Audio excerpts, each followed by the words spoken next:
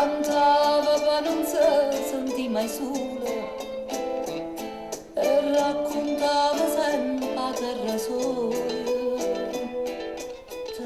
Per i 100 anni della nascita di Roberto Murolo al Teatro Quirino di Roma recital di Angelica Sepe per rendere omaggio al grande artista napoletano scomparso nel 2003. Angelica Sepe, una delle voci più apprezzate della canzone partenopea e allieva prediletta del grande maestro, è stata protagonista di uno spettacolo arricchito da testi, proiezioni fotografiche e cinematografiche. Un evento che ha riscosso un grande successo di pubblico anche grazie alla straordinaria capacità organizzativa di Franco Cavallaro. Reginella, e volata e tu vole canta e non chiami recà. È sorprendente la forza che genera sul palco Angelica Sepe, che con la sua voce intensa e una irresistibile capacità di catturare l'attenzione del pubblico lo tiene in pugno per 2 ore nei suoi tumultuosi e appassionati racconti melodici, valorizzati da arrangiamenti di ispirazione etno-jazz.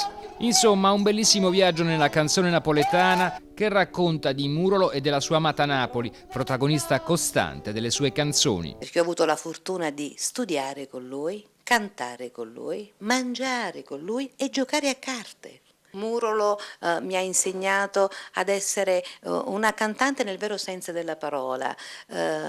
Cantante non è solo urlare, non è solo cantare a squarciagola, non avere solo una grande tecnica, ma cantare significa avere anche una grande anima. E lui l'aveva e ce lo dimostrava ogni giorno. Nel momento in cui prendeva la chitarra e con quella sua voce suadente cantava tipo "Tenimmoci così, anima e cuore", con questa voce così bella, pastosa, calda, senza strillare, con gli accordi essenziali della chitarra, era veramente una grande magia.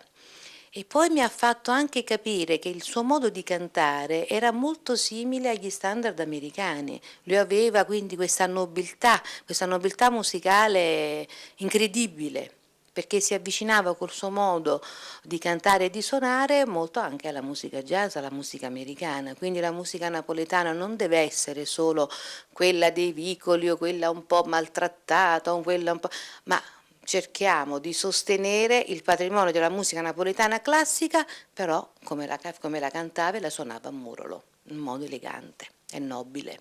Quando Angelica Sepe canta Tu sii una cosa grande, Scalinatella, Reginella o Sole mio, ma la femmina, porta nella sua voce i segni inconfondibili di una tradizione, capace però di rinnovarsi e di incrociarsi con diverse ispirazioni e contaminazioni, trasmettendo allo spettatore la malinconica bellezza del paesaggio, la dignità e il coraggio del popolo partenopeo. Ho immaginato Napoli come un posto dove arriva una grande corrente, no? Di relitti marini, relitti di tutto il mondo, si vanno a spiaggiare sul porto di Napoli, i napoletani li raccolgono e sono strumenti musicali, sono suoni di tutto il mondo, li mescolano e nasce la musica napoletana. Femmina, tu sei una mala femmina, chi sto che fatta chiagnere, lacrime infamità.